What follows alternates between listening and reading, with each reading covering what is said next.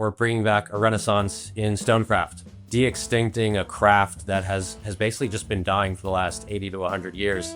I started carving for 4 hours a day starting in 2019, learning the hard way with a hammer and chisel. Pretty soon I was wondering, how do we speed this up? I realized we could bring robots in to make this happen, and we could actually use AI to automate robots. The part we hadn't automated until we were using Notion is, how do we get all this stuff into the hands of clients very quickly? Let's look at an example project here.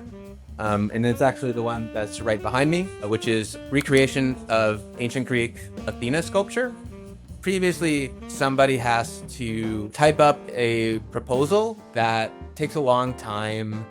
And what we wanted to do was create an agent that could finish this last step for us. It looks at all the categories that we've broken down.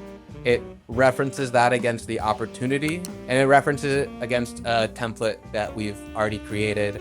And it rewrites our first draft of what a proposal that will go to the client will look like. The aha moment for us was honestly just using the little agent in the corner. The agent is 9 times out of 10 able to accomplish exactly what we want. Rather than constantly switching between programs to try to accomplish tasks, I can find all those answers out honestly within the Notion AI.